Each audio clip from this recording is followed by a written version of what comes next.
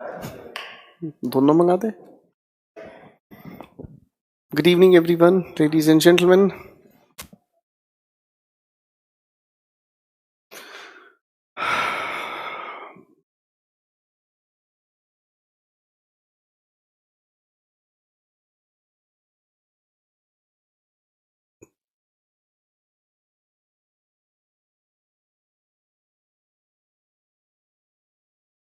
Good evening everyone. Book next week तक आ जाएगी।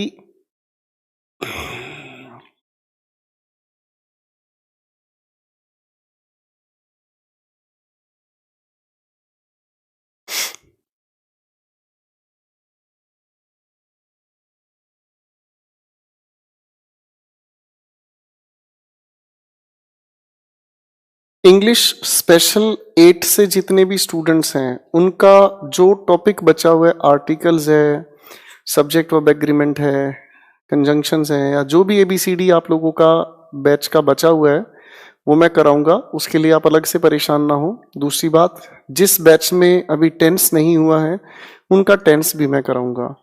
पूछने से आप लोगों को अलग जवाब मैं दूंगा नहीं, तो ज्यादा बेहतर यही है अपने दिमाग को बिल्कुल शांत रखें और मैं सारी चीजें कराऊंगा। कृपया मुझे इस चीज के लिए बिल्कुल फोर्स ना करें कि मैं आपकी इस तरीके की बातचीतों को लेकर परेशान हूं। जी प्रतीक साहब, बुक में सब कुछ है, वोकैबुलरी, कॉम्प्रिहेंशन, ABCD सब कुछ चीज है।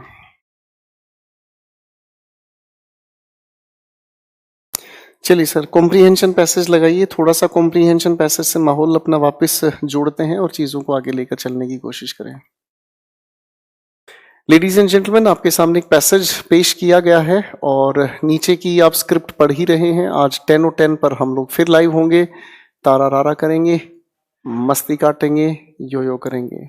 बच्चों, सबसे पहले इस लिखे हुए पैसेज को आप लोग पढ़ें, फिर मैं एक बार फटाफट से इनके आंसर मेकिंग पर काम करना शुरू करूंगा। Please take your time.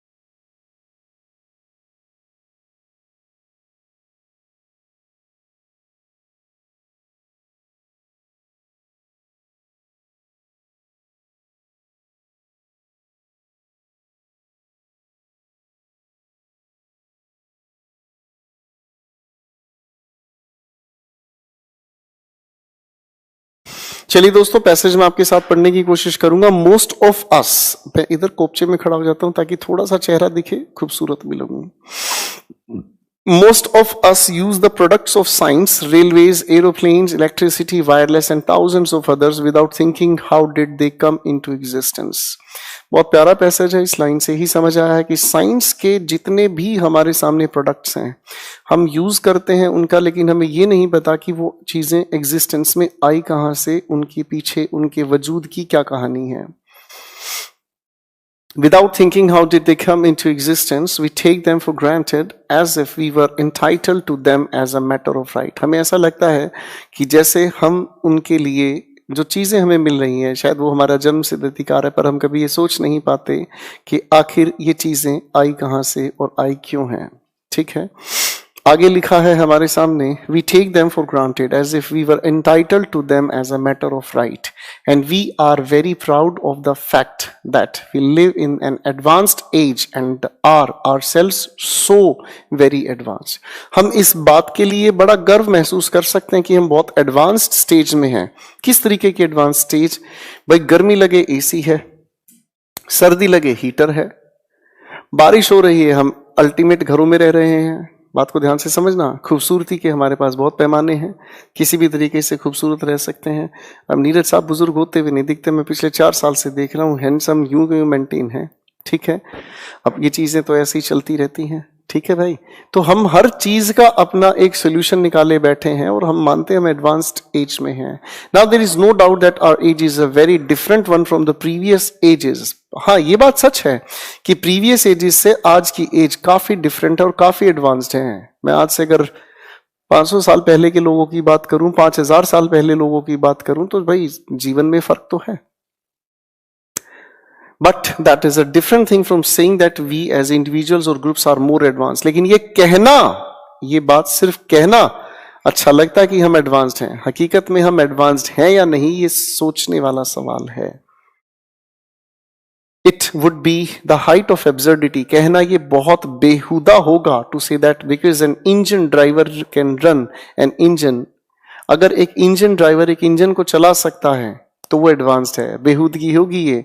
और अगर मैं कहूं इस तरीके से कि प्लेटो या सोक्रेटिस, जो आज से कई हजार वर्ष पहले के जो लोग फिलोसोफर्स थे, कि वो एडवांस नहीं रहे। लेकिन ये चीज आप याद रखना, ये चीज आप याद रखना, but it would be perfectly correct to say that the engine itself is a more advanced method of locomotion than Plato's chariot was. सिर्फ आज के समय का इंजन एडवांस्ड है, आज के इंसान की सोच एडवांस नहीं है। प्लेटो की अगर बात करो, उस प्लेटो की बात करो जिसने अपना पहले एक रथ बनाया था, वो आज के समय से, उस समय से अगर कंपैरिजन करो, वो तब भी एडवांस था। इस बात के तर्क को समझना सर, इस बात के तर्क को समझना। तर्क बड़ा खूबसूरत है इस बात के पीछे कि अगर हम बड़े ध्यान से सोचने की कोशिश करें और रिवर्स में जाने की कोशिश करें, तो जयसिंह नाम के राजा थे जिन्होंने सन डायल बनाया था, काफी आज लोग जानते होंगे। तो उन्होंने जब सन डायल बनाया था तो विधि एक बनाई थी समय को बनाने की, समय को बताने की। उन्होंने अपनी एक विधि बनाई थी, काफी एडवांस थी उनकी सोच। आज के टाइम में हमें क्या दिक्कत है सर, ले ली 200 रुपए की घड़ी मैंने और मैं अपना समय देख रहा हूं। मैं अपने आप को एडवांस नहीं कह सकता, सोच में मैं एडवांस नहीं हूं, चीजों में मैं एडवांस हो सकता हूं। चलिए अब क्वेश्चंस पर काम करना शुरू करते हैं। आपके सामने क्वेश्चंस पेश हो रहे हैं, एक एक करके आंसर्स मार्क करने शुरू करेंगे। सर क्वेश्चन के आंसर्स पेश किए जाएं।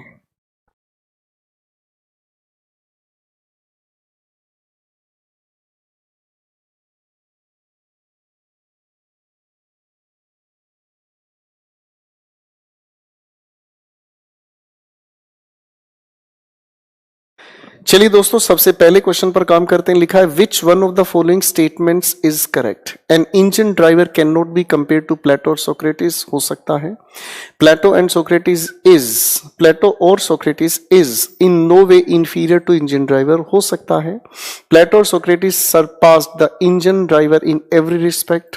सर बिल्कुल भी नहीं। प्लेटो सोक्रेटिस इंजन ड्राइवर से हर तरीके से उम्दा रहे, ऐसा नहीं कह सकते। An engine driver is cleverer than Plato and Socrates, बिल्कुल नहीं। तो आप अगर हम कहें तो ये समझ आता है कि बी फॉर बॉम्बे ज्यादा एक्यूरेट है। Question number 2, people today are very proud because they live in philosophical and advanced age. देखो आज के समय के लोग फिलोसॉफिकल तो सोचते नहीं है। Live in a spiritually advanced age, बिल्कुल नहीं सर। नंबर सी पर कहता है एंजॉय डिजिटल कम्युनिकेशन। हो सकता है live in a scientifically advanced age. D for Delhi ज्यादा करेक्ट हुआ क्वेश्चन नंबर 2 के लिए। क्वेश्चन नंबर 3 पेश किया जाए। Many of us make us use of machines with full knowledge of their genesis। देखो बच्चों, जेनेसिस एक बहुत प्यारा शब्द है।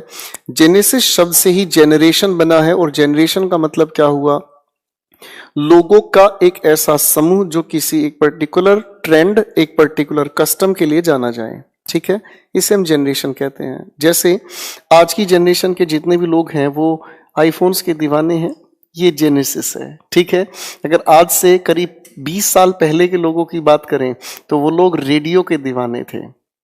ठीक है, और अगर उससे 20 साल पहले लोगों की बात करें तो वो टीवी के दीवाने थे। मैं यही हूं, यहीं पर कोपचे में बैठा हुआ हूं, ठीक है। वो लोग टीवी के दीवाने थे। अगर आप उससे 20 साल पुरानी बात करें तो उस समय के लोगों को सर खुले में रहना, मदमस्त रहना ज्यादा पसंद था, ठीक है। आजकल के लोग कान में लीड लगाकर बेबी जानू सोना मोना करते रहते हैं, ये भी अपने आप में एक अलग ही क्वालिटी है।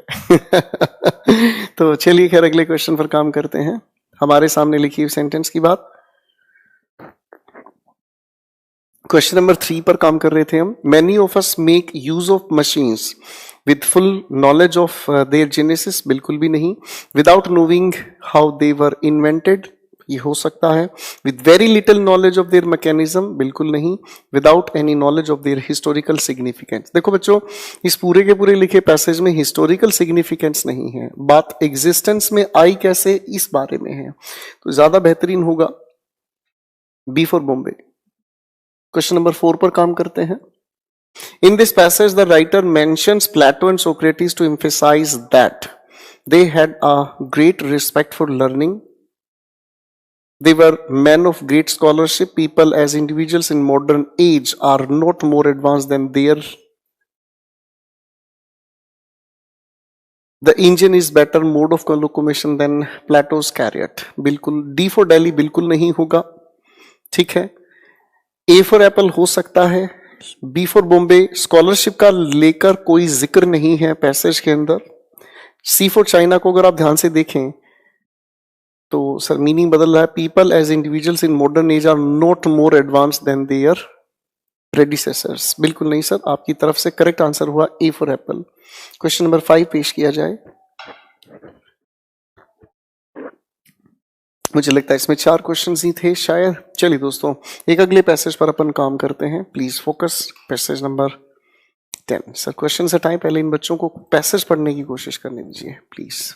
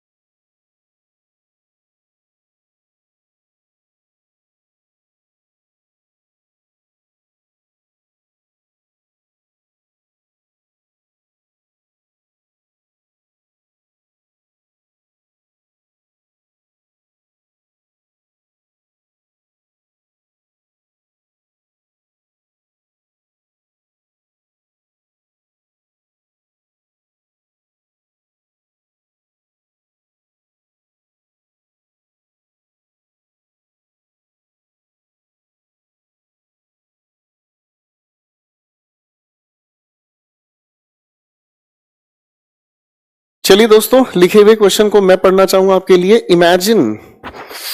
Imagine information technology business is a resort like ambience.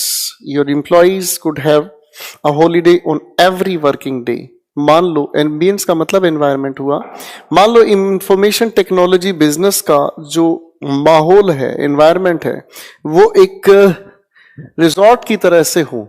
और रिजॉर्ट की तरह से होने का मतलब थोड़ा सा समझा देते हैं किस तरीके से कि आपका हर दिन अपने आप में एक छुट्टी का दिन हो। The enviable tranquility, line skip कर गया मैं। Yes, God's own country is fast emerging as India's most happening information technology या information technology enabled services destination। अब देखो ये सवाल उठता है, What do you mean by God's own country? किस जगह की बात कर रहा है, ये सवाल पूछा जा सकता है। भगवान की खुद की एक जगह जो बहुत जल्दी इंडिया के अंदर है और बहुत तकाजे से आईटी सेक्टर में तरक्की कर रहा है। द एनविएबल ट्रैंक्विलिटी, एक ऐसा शांत जगह, सफाई, cleanliness, greenery and physical quality of life add to the aura.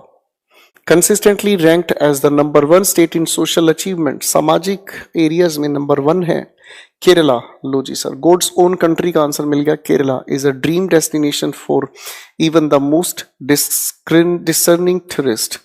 National Geographic Traveller has dubbed the state one of the 10 paradise of the world. लो जी सर, कुछ जियोग्राफिकल ट्रेवलर हैं, उन्होंने तो इसे 10 में से 1 स्वर्ग के नाम से भी कहा है। नॉट फॉर नथिंग, वे ही नहीं कहा, it's natural beauty, picturesque back waters, enchanting beaches, खूबसूरत बीचेस और जबरदस्त देखने के बीचेस हैं।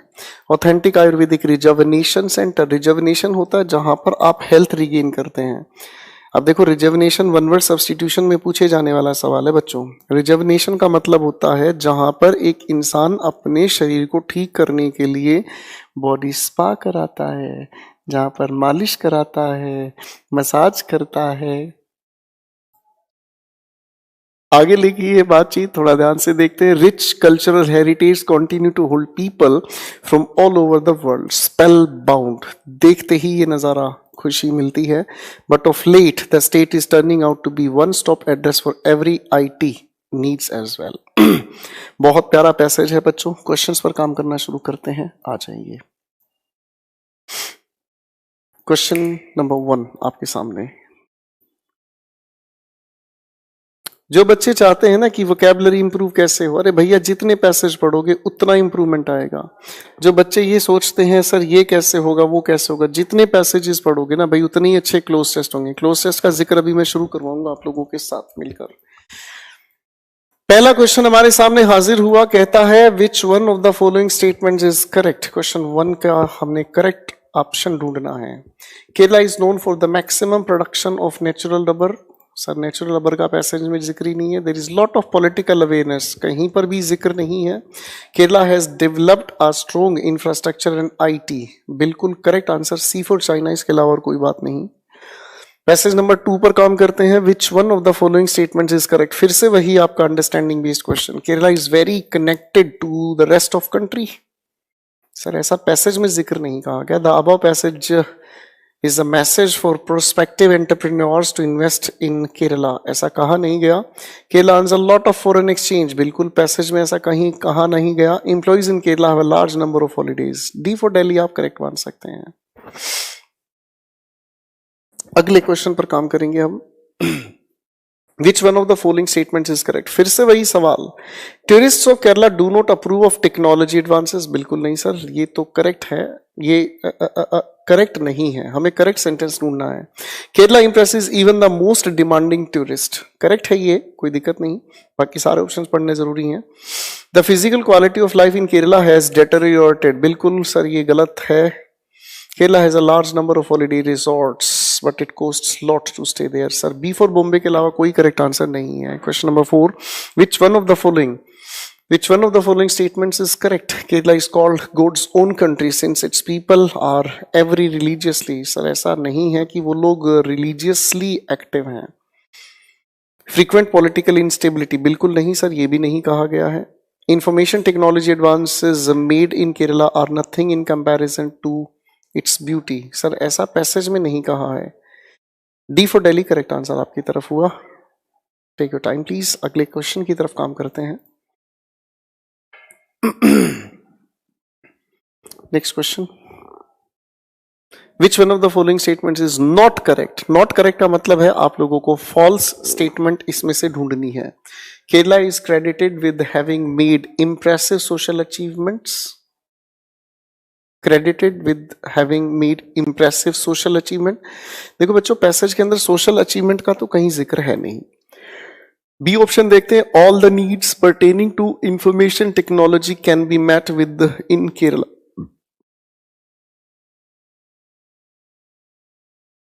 हो सकता है ये आंसर हो. Ayurvedic rejuvenation and centres are picturesque surrounding. देखो ये तो करेक्ट है, हमें तो इनकरेक्ट स्टेटमेंट ढूंढनी है. ठीक है जी. तो सर अगर हम ध्यान से देखें तो डी फॉर दिल्ली एक ऐसी स्टेटमेंट है जो पैसेज के अंदर कहीं पर नहीं है मेंशन. ठीक है जी. D for Delhi. यहाँ पर ह्यूमिडिटी की कोई जिक्र है ही नहीं, तो ये तो कहीं नहीं गई है पैसेज में. चलिए बच्चों एक अगला पैसेज हम लोग डिस्कस करते हैं, उसके बाद मैं आप लोगों को क्लोज टेस्ट के बारे में गुफ्तगू कराऊंगा. नेक्स्ट पैसेज बहुत प्यारा पैसेज है, जितना ध्यान से पढ़ेंगे उतना ध्यान से समझ आएगा.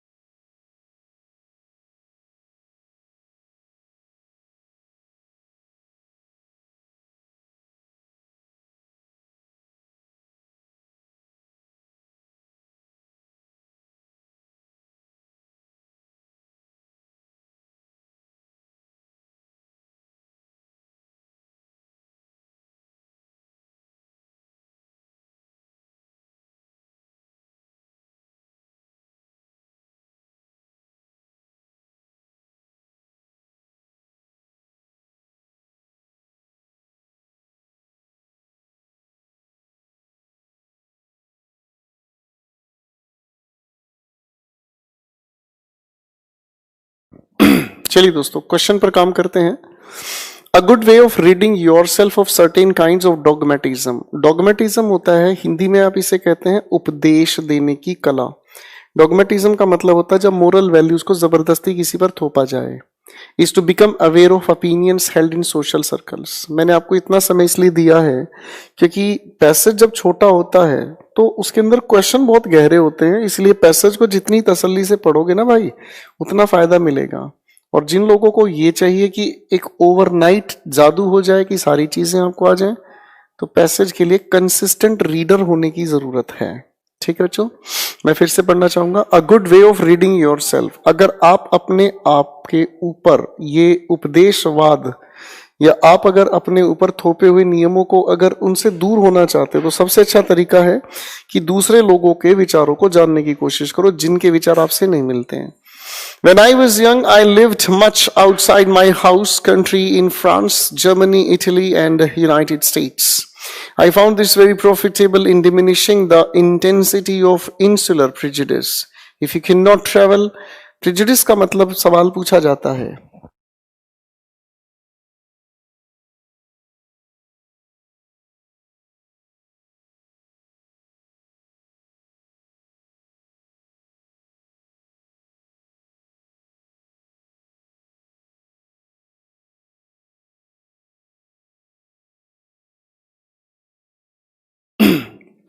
तो भैया इस लिखे आगे बातचीत। प्रेजुडिस का मतलब होता है जब आप पूर्व धारणा किसी के बारे में बना लेते हैं। If you can not travel, अगर आप ट्रेवल नहीं कर सकते, seek out people with whom you disagree. आप उन लोगों के साथ बैठे, उन लोगों से मिलें, उन लोगों से मुलाकात करें जिन लोगों से आपके विचार सहमति नहीं खाते, मेल नहीं खाते। And read a newspaper belonging to a party that is not yours. एक ऐसी पार्टी के न्यूज़पेपर को, प्रोपेगेंडा को, डिटेल को पढ़ो जिनसे आपका मेल नहीं खाता। आपको पता चलेगा दूसरे लोगों की सोच क्या है, इसके ही आधार पर आपको खुद की सोच बदलने का भी मौका मिलेगा। If the people and the newspaper seem mad, perverse and wicked, remind yourself that you seem to them so. आप ऐसे ही उन लोगों के लिए हैं। तो दूसरों के जब कॉन्ट्राडिक्टरी विचारों को जानने की कोशिश करोगे तभी आप लोगों को समझ आता है कि एक्चुअल में कहाँ आप और वो सुपीरियर या इंफीरियर होते हैं। क्वेश्चन नंबर 1 सामने आया। सबसे पहला सवाल कहता है the author thinks that the best way to get rid of dogmatism is to. आपके लिए इसके साथ करेक्ट आंसर हुआ C for China correct answer हुआ।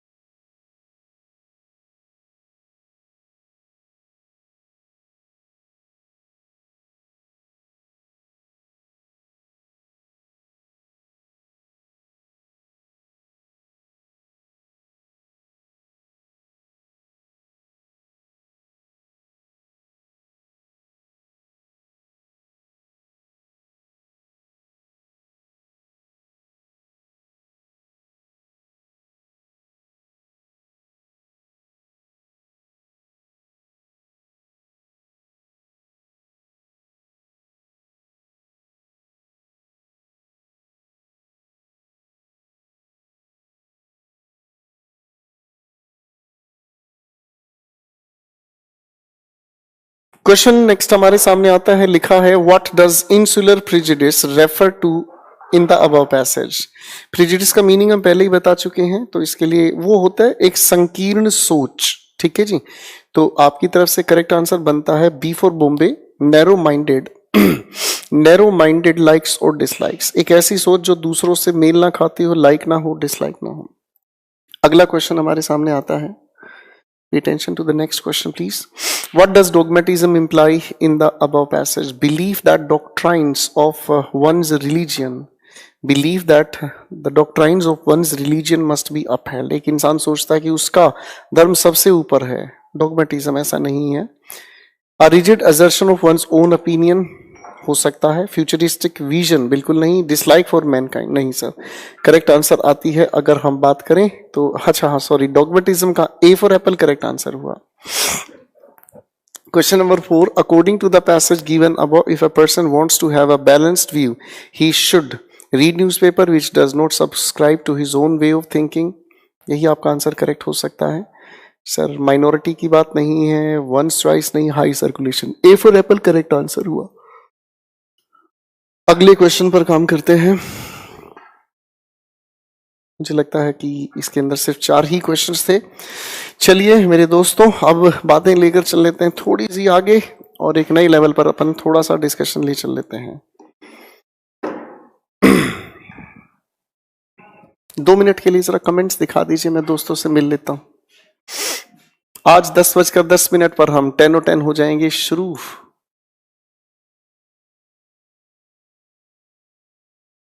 प्रदीप साहब कहते हैं सर क्लास के बीच में क्वेश्चन पूछ रहा हूँ, आपकी गाइडेंस से IBPS PO प्री क्लियर हो गया है मेंस के लिए। मेंस के लिए अपनी पढ़ाई करो, रिवाइज करो।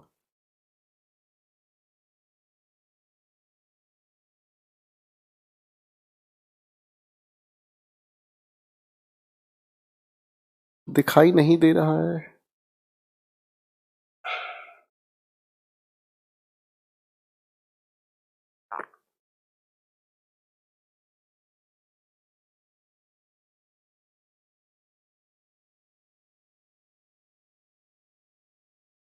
Thank you everyone.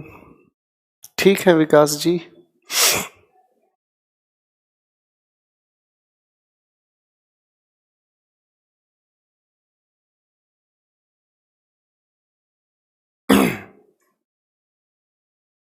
Cloze test अभी हम शुरू करने वाले हैं, मैक्सिमम 1-2 मिनट की बात है। ब्रजेश, आपको शुरुआत में बता दिया था बेटा ये सारी चीजें होंगी, क्यों दिमाग अपना खराब करते हो मेरे भाई?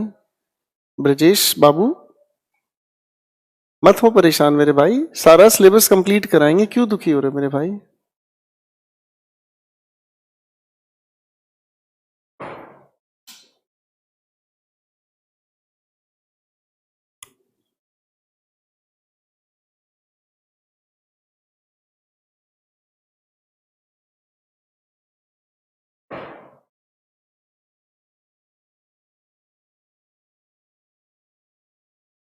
रवि साहब पूछ रहे हैं अंडरस्टैंडिंग लेवल कैसे इंप्रूव करें? बादाम खाओ बेटा, उससे फायदा मिलेगा। God bless you Rahul. Rohan Lal पूछ रहे हैं हाउ टू 190 इन इंग्लिश। साधना करो बेटे। कंग्रेचुलेशन रणबीर। इंप्रूवमेंट होगा। उन लोगों का इंप्रूवमेंट नहीं होता है जो लोग ये सोचते हैं कि कोई जुगाड़ मिल जाए।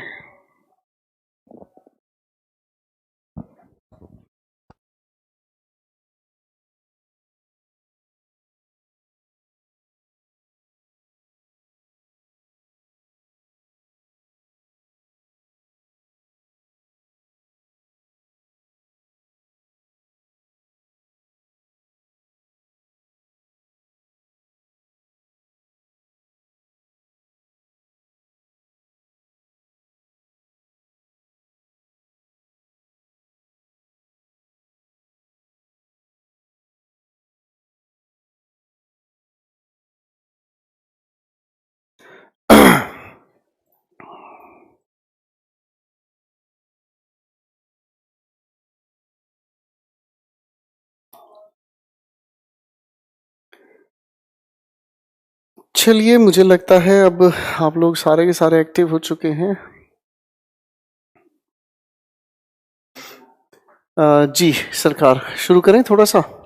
अभी क्लोज टेस्ट को लेकर मैं पहले आप लोगों को थोड़ी सी चीजें समझाना चाहूंगा, ठीक है? थोड़ा सा मैं डिस्कशन करना चाहूंगा, फिर क्लोज टेस्ट की क्वेश्चंस पर मैं आपके साथ मिलकर प्रैक्टिस करूंगा और धीरे धीरे चीजें क्लियर होनी शुरू हो जाएंगी। ठीक है सर? तो एक बार पहले कमेंट्स हटाएं, पहले मैं गुफ्तगू कर लूं बच्चों के साथ, उसके बाद क्लोज टेस्ट के क्वेश्चंस हाईलाइट होंगे, फिर एक एक करके चीजों को अपन जोड़ना शुरू करेंगे। My dear ladies and gentleman, cloze test observe कीजिएगा। क्लोज टेस्ट काफी इंपॉर्टेंट सवाल बनते हैं और इसको लेकर बहुत सारी गलत फहमियां लोगों ने फैलाई हैं और जिन लोगों ने गलत फहमियां फैलाई हैं वो काबिले तारीफ हैं। उन्हें ये लगता है कि क्लोज टेस्ट को एक बहुत बड़ा हवा बनाकर स्टूडेंट्स को डराया जा सकता है। अगर आप मेरे तरीके से चलेंगे तो डर के आगे जीत है और डरने की जरूरत कहीं बचती नहीं है। क्लोज टेस्ट बड़ा प्यारा सवाल है और मैं इन सवालों को अपने नजरिए से जब देखता हूं तो मुझे इनमें डराने वाली चीजें कम लगती हैं और अपनी इंटेलिजेंस को प्रूव करने का खेल ज्यादा अच्छा लगता है। चलिए थोड़ा सा समझने का तरीका बदलते हैं। सबसे पहले तो इस लिखे हुए क्लोज को देखकर कई सारे बच्चों को लगता है कि शायद ये स्पेलिंग ठीक है। मैं आपको समझा देता हूं, इसके मीनिंग को समझ लीजिएगा। इसे हम कहते हैं सिस्टमैटिकली रिमूव्ड वर्ड।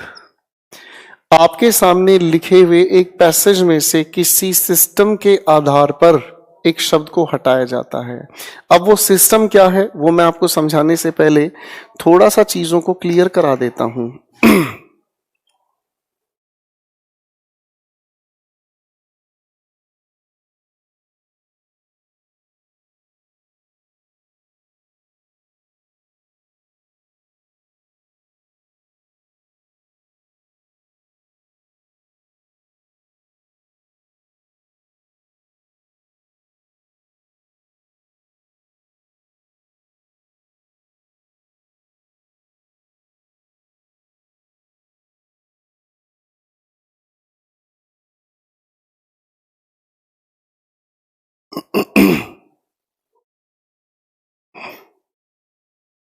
तो मुझे लगता है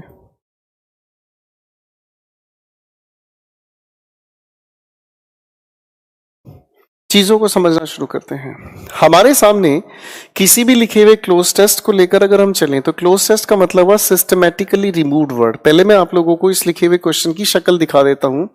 हमारे सामने एक क्लोज टेस्ट बेसिकली इस तरीके से दिया जाता है और इस तरीके से लाइंस होती हैं, काफी सारी मतलब सेंटेंसेस होते हैं और इन सेंटेंसेस को देखने की कोशिश अगर आप करें तो इन सभी के सभी सेंटेंसेस के बीच में अगर आप थोड़ा ध्यान से ऑब्जर्व करेंगे तो इन सभी के सभी सेंटेंसेस के बीच में कहीं कहीं कुछ एक लाइंस हटा दी जाती हैं और इस तरीके से इनकी छोटी छोटी नंबरिंग हमारे सामने नजर आती हैं। ठीक है, और सामने चॉइसेस दे दी जाती हैं।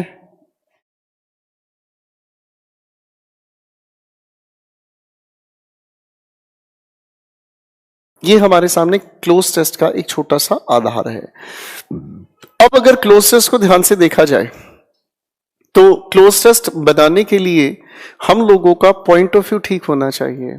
सबसे बड़ी बात तो वो स्टूडेंट सबसे बड़ी गलती करता है जिसके दिमाग में ये चीज बैठ गई है कि इसे पढ़ते जाओ, उसके आंसर्स फिल करते चले जाओ। ये आपका तरीका, आपकी अप्रोच दोनों गलत हैं।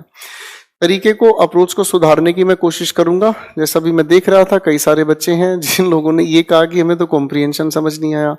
ये वो लोग हैं जो सोच से और जो अपने एफर्ट से कुछ भी नहीं पा सकते। जब तक आप ये चीजें नहीं समझोगे कि आप लोग इंग्लिश को इंग्लिश की तरह से समझो। मेरा पहले दिन से यही एटीट्यूड है, इंग्लिश को इंग्लिश की तरीके से सुनना समझना सीख लो।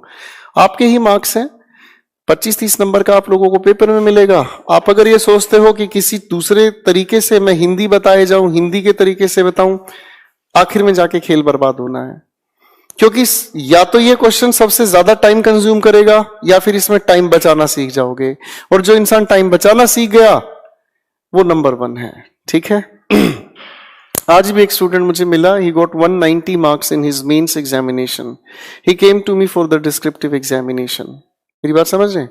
पर मैं अपने स्टूडेंट्स को प्रमोट नहीं करता इस चीज को लेकर कि ये देखो, एक बच्चा था वो आपके सामने आया ही भी था, शायद आप लोग जानते हैं, आकाश श्रीवास्तव। तो ऐसा नहीं है कि सैकड़ों की संख्या में बच्चे हैं, कितने बच्चों के प्रमोशन कर सकते हैं, कितने बच्चों के मैं इंटरव्यू ले सकता हूं? It is never possible. ज्यादा बेहतर ये तरीका कि हर किसी के अंदर रिजल्ट निकालने की इच्छाएं होती है हमारी, और रिजल्ट वो बच्चा निकालता है भाई अपना जिसके अंदर सच्चा मन है, जो टीचर को टीचर की तरीके से मानने की कोशिश करे। बाकी कलाकार बहुत सारे हैं। इस लिखे हुए सेंटेंस को अगर इस लिखे हुए क्लोज टेस्ट को अगर मैं ध्यान से देखूं तो ये आंसर्स इसमें फिल करते ही हमारा पूरा पैसेज बना, कुल मिलाकर कॉम्प्रिहेंशन पैसेज बन गया। अब इसके पीछे ये जो शब्द है सिस्टम, इस सिस्टम को समझने की कोशिश करें तो बेसिकली इस सिस्टम के 2 रूप तैयार होते हैं, और एक रूप तैयार होता है इसका वोकैबुलरी, और एक हमारा जो रूप तैयार होता है दैट इज कॉल्ड ग्रामर।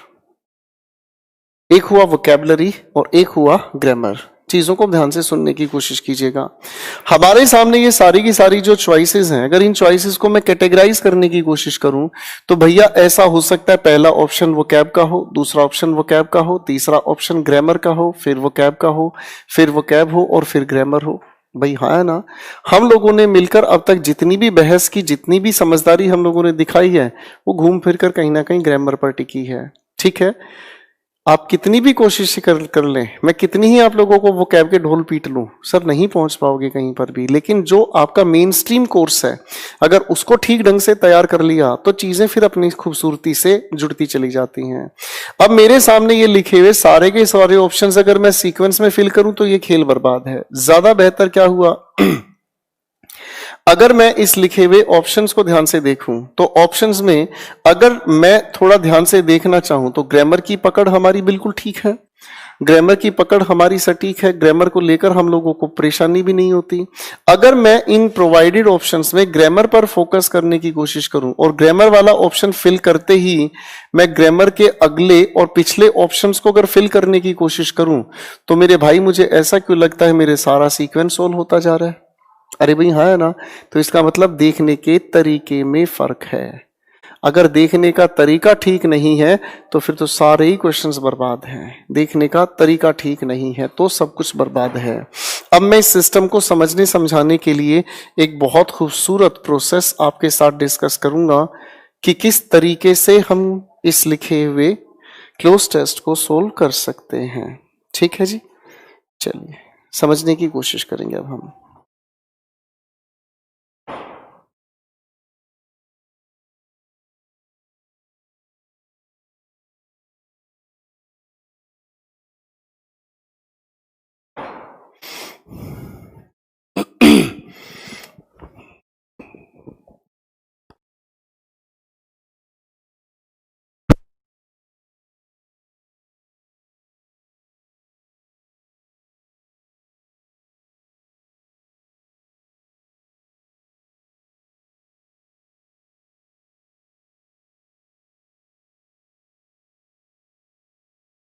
चलिए मेरे दोस्तों, अब मैं समझाना चाहूंगा प्रोसेस क्या कहता है।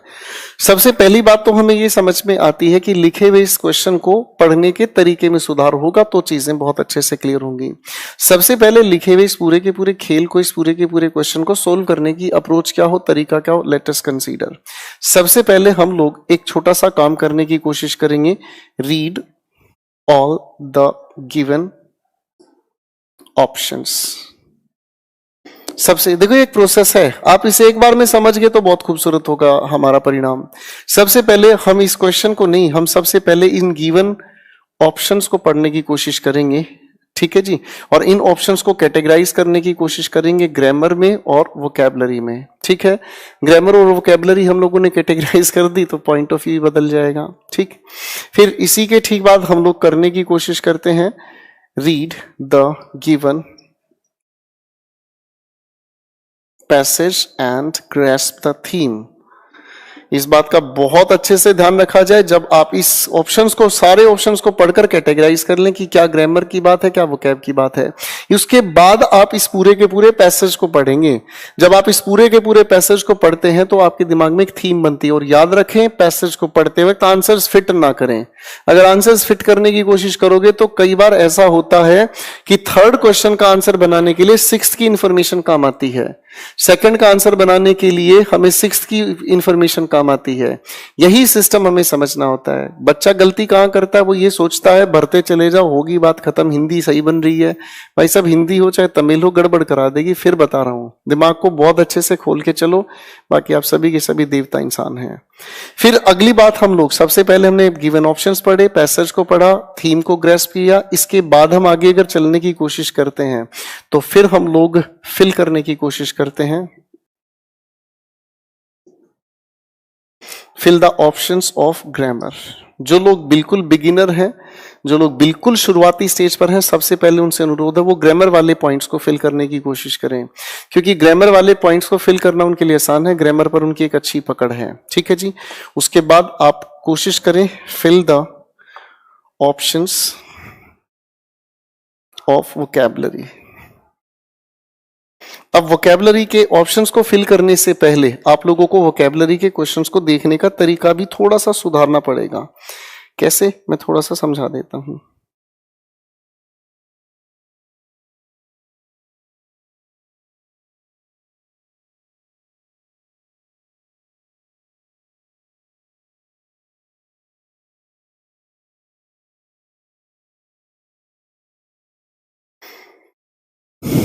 चलिए मैं एक एक करके चीजों को थोड़ा सा समझा देता हूं आप लोगों को। वोकैबुलरी से रिलेटेड क्वेश्चंस को जब हम लोग फिल करने की कोशिश करते हैं तो इसके अंदर छोटी छोटी चीजों का हम ध्यान रखते हैं। सबसे पहले हम लोग अगर कहने की कोशिश करें तो आती है बात माइंड द होमोफोन्स। होमोफोन्स को अगर हम समझने का काम करें तो होमो का मतलब हुआ सिमिलर और फोन का मतलब हुआ साउंड, यानी कि सिमिलर साउंडिंग वर्ड्स पर हमारा सबसे पहले फोकस हो। जैसे मान लो हमारे सामने 4 चॉइसेस दे दी हैं किसी क्वेश्चन ने। एक दिया हमें इफेक्ट, दूसरा चॉइस हमने दिया अफेक्ट, तीसरा चॉइस हमें दे दिया गया रिजल्ट और चौथा चॉइस हम लोगों के लिए दे दिया गया इन्फ्लुएंस। तो आप चॉइसेस को मार्क करने से पहले, अपने आंसर को फिल करने से पहले सबसे पहले इस जहन में ये देखने की कोशिश करोगे यार टीचर का क्या पर्पस होगा जो उसने इन दोनों शब्दों को एक साथ रखा। बोलने में एक जैसे हैं, स्पेलिंग में थोड़ा सा फर्क है, लेकिन लफड़ा क्या है ये हमें सोचना पड़ेगा। मेरी बात समझ में आई? तो सबसे पहले हम लोगों की प्रायोरिटी इन दोनों के दोनों ऑप्शंस पर ही है, हम इससे बाहर सोचने की कोशिश नहीं करेंगे। फाइन। दूसरी ट्रिक काम आती है जो हमारे, वो दूसरी ट्रिक काम आती है कैटेगराइजेशन।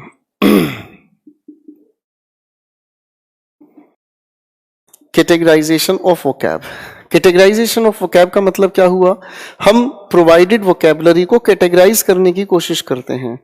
और कैटेगराइज करने की कोशिश कैसे करते हैं वो भी मैं आपको समझाता हूं।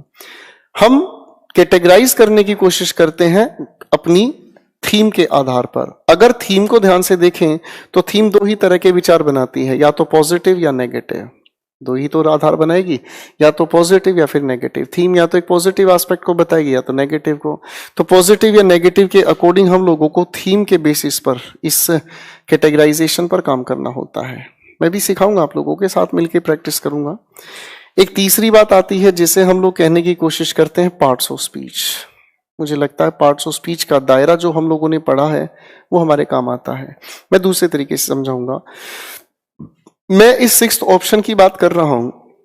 इस सिक्स्थ ऑप्शन के ठीक बाद हम लोगों को लिखा हुआ नजर आता है, मान लीजिए नाउन। ठीक है, अगर इस सिक्स्थ ऑप्शन के ठीक बाद मुझे लिखा हुआ मिलता है नाउन, और इस सिक्स्थ ऑप्शन की सारी जो हमारी चॉइसेस हैं, इस सिक्स्थ ऑप्शन की जो हमारी चॉइसेस हैं, पहली चॉइस आती है नाउन, दूसरी चॉइस आती है वर्ब, तीसरी चॉइस आती है एडजेक्टिव और अगली चॉइस आती है एडवर्ब। तो इन चारों की चारों चॉइसेस में हमारी प्रायोरिटी किस चीज पर होगी?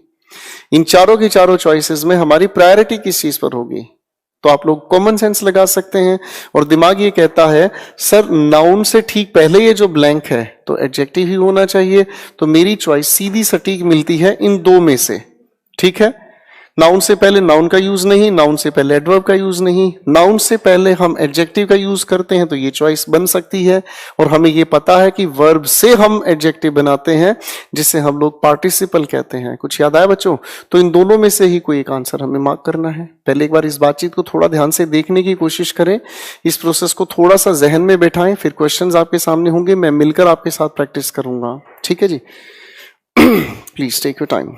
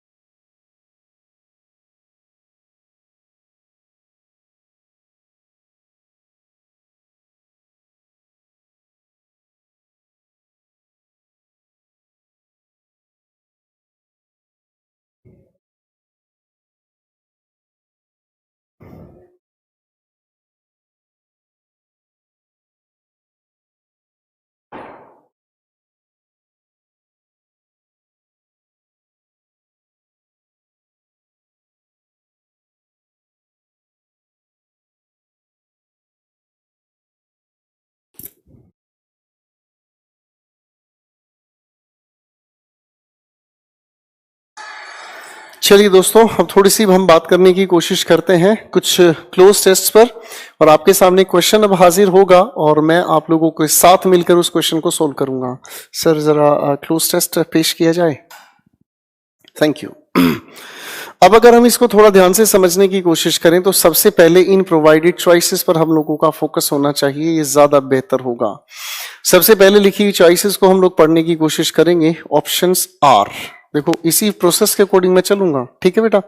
तो आपके सामने जो चॉइसेस दी गई हैं उनके अकॉर्डिंग मैं काम करना शुरू करूंगा। मैं थोड़ा सा कोपचे में बैठूंगा ताकि आपको देख सकूं। हमारे सामने लिखे हुए क्वेश्चंस के ऑप्शंस नंबर 1 पर आता है ऑर्डिनरी। ऑर्डिनरी की अगर हम बात करें तो ऑर्डिनरी कॉमन का सिनोनिम है, यानी कि something which is found everywhere, something which is found everywhere.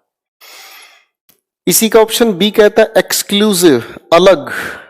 Exclusive का मतलब होता है जो सबसे पहले, लेटेस्ट हो, एसेंशियल मुख्य हुआ, इनोवेटिव जो अपने आप में नए रूप से हो। ऑप्शन 2 पर देखो ऑप्शन ए के अंदर सभी के सभी हमारे एडजेक्टिव्स हैं। ऑप्शन बी सेकंड के अंदर देखें सिस्टम, प्रूफ, प्लान, अटेम्प्ट, सभी के सभी नाउन हो सकते हैं। Option 3 suggested, hoped, invented, proved. Suggest आपकी एडवाइस की कैटेगरी में आया है। इन्वेंट आप सभी लोग जानते हैं, जो पहले नहीं था उसे पहली बार लेकर आए।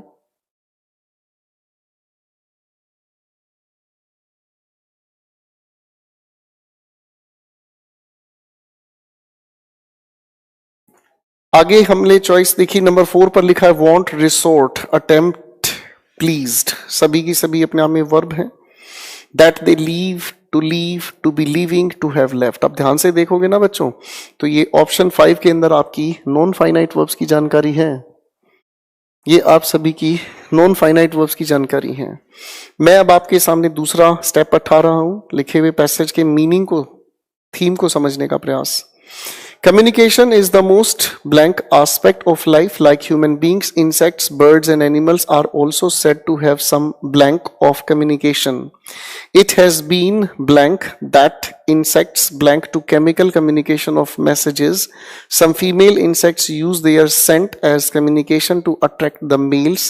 The ants are said blank trails which are used by other ants for transporting food. इस लिखे हुए पैसेज के अंदर कम्युनिकेशन के एस्पेक्ट बताए हैं और ये कम्युनिकेशन बेसिकली एनिमल्स के बारे में बताया गया है। तो ये कम्युनिकेशन का तरीका हमें बताया गया है।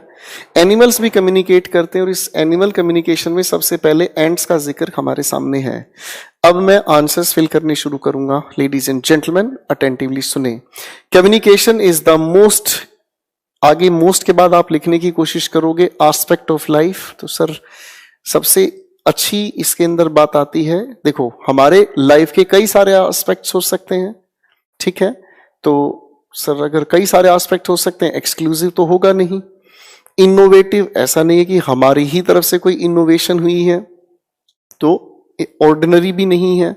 एसेंशियल ज्यादा इंपॉर्टेंट है। कम्युनिकेशन के बगैर कोई भी तरह का इंसान या जानवर एग्जिस्ट ही नहीं कर सकता। एसेंशियल ज्यादा अप्रोप्रिएट हुआ।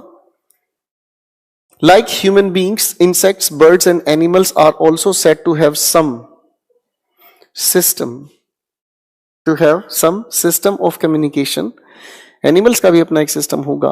It has been blank that insects, it has been proved, prove किया गया है, कई सारे एक्सपेरिमेंट्स किए गए हैं और प्रूव किया गया है that insects attempt to chemical communication of messages.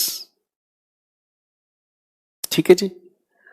आगे लिखा है some female insects use their scent as communication to attract the males. The ants are said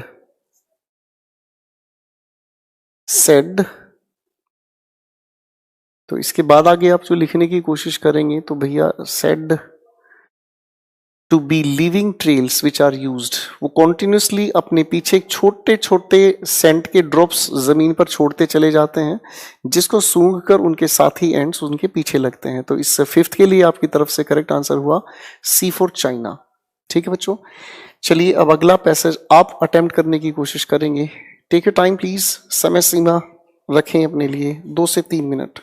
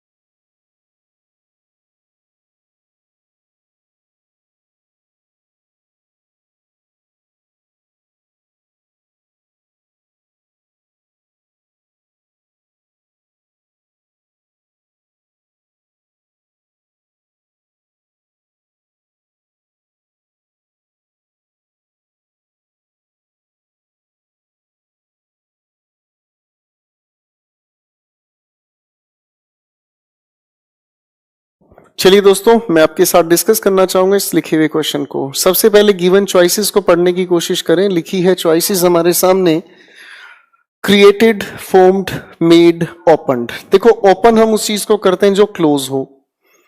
create, create की अगर हम बात करते हैं तो आप कोई भी चीज क्रिएट करते हैं इमेजिनेशन के आधार पर। मेड, जिसे आप अपने हाथों बनाते हैं। और फॉर्म, फॉर्म हम करते हैं किसी चीज को सिस्टमैटिक तरीके से। अगली चॉइसेस दी हैं, start, function, operate, comments. Operate जब हम करते हैं तो ऑपरेट हम इंटेंशनली करते हैं, किसी चीज को ऑपरेट करना, मशीन को ऑपरेट करते हैं। कमेंट्स की अगर हम बात करें तो कमेंट्स सिनोनिम है स्टार्ट का। और फंक्शन जब कोई चीज मैकेनिज्म के आधार पर होती है। आगे लिखी बातचीत आती है हमारे सामने, जिसे हमने कहा ब्रोक इन टू। मुझे ऐसा लग रहा है कि आपके सामने ऑप्शंस पूरे तो नजर आपको आ ही नहीं रहे हैं। Just a minute please, sorry. अब आपके सामने सारे ऑप्शंस हाजिर हैं। Broke into, broke out, broke up. सबसे पहले डी ऑप्शन का मतलब समझ ही होता है जब आप किसी रिलेशन को डिसकंटिन्यू करते हैं। ब्रोक आउट जो चीज एकदम से फैल जाए। ब्रोक इन किसी चीज के अंदर कोई चीज रह जाए। ब्रोक इनटू का मतलब होता है फूट फूट कर रोना। ठीक है। अगली कैटेगरी आती है वेस्टेज, कैलेमिटी, लॉस, डिस्टर्बेंस। सभी के शाब्दिक अर्थ नॉर्मल है, ठीक है, तो इसमें इतनी ज्यादा परेशानी की बात नहीं है। आगे शब्द लिखा है हमारे सामने, रिजल्ट, कॉज, रीजन, मैटर, सभी नॉर्मल से शब्द हैं। Destroyed, killed, mutilated, disabled. Disabled, disadvantaged, unfit और हैंडीकैप्ड। अगर आगे हम समझने की कोशिश करें तो एक अगला शब्द हमारे सामने आता है जिसे हमने कहा पैरिश। पैरिश का मतलब होता है जो चीज बिल्कुल मर जाए और खत्म हो जाए। Demolish, jeopardise. जियोपार्डाइज का मतलब होता है किसी चीज को खतरे में डालना। Continuity, survival. सर्वाइवल का मतलब होता है कि आप अपनी व्यवस्था में वर्तमान में जिए, और एग्जिस्टेंस जीना और हमेशा के लिए या आगे बढ़ने के लिए जीना। आगे एक शब्द लिखा है ट्रैंक्विलिटी, जिसका अर्थ होता है peace. Security, safety, order. Order व्यवस्था हुआ, सिक्योरिटी सुरक्षा हुआ। लेकिन सिक्योरिटी की अगर हम बात करते हैं तो सिक्योरिटी एक नॉर्मल एक्ट है, सेफ्टी किसी बुरे काम से पहले।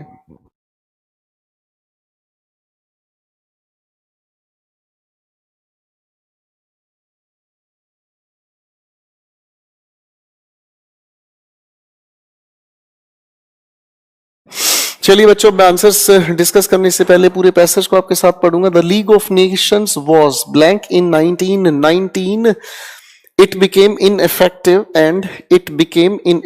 and the UNO began to blank from October 24th, 1945. The Second World War in 1939. बच्चों पैसेज को पूरे को पढ़ो, उससे पहले आंसर बनाना आपकी मूर्खता हो सकती है। It caused great blank to human lives and property as a blank of use of atom bombs. Many people were blank and many others became blank. The world leaders feared that the another world war would blank the entire world.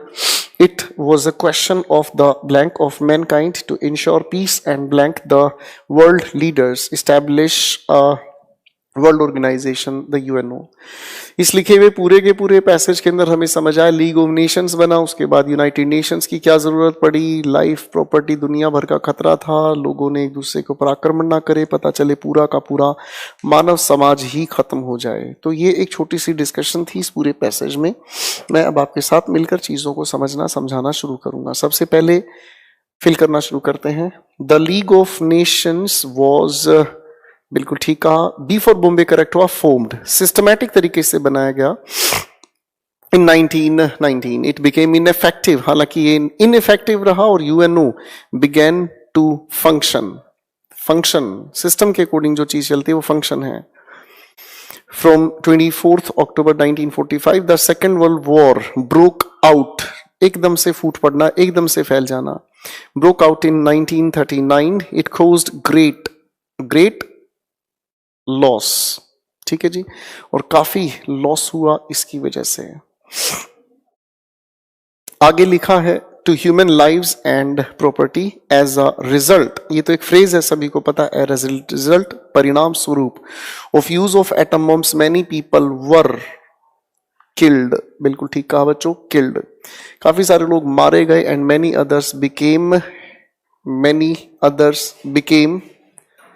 Disabled, नहीं sorry disabled नहीं, handicapped correct होगा। आगे आती है बातचीत हमारे सामने। The world leaders fear that another world war would parish, parish का मतलब मर जाना, खत्म हो जाना, would parish the entire world. It was a question of the existence, it was a question of the existence of mankind to ensure peace and tranquility। नहीं, peace का मतलब ही tranquility है, तो आगे आता है to ensure peace and order, order मतलब जो आपका न्याय बना रहे। world leaders establish a world organization, the UNO। ठीक है बच्चों,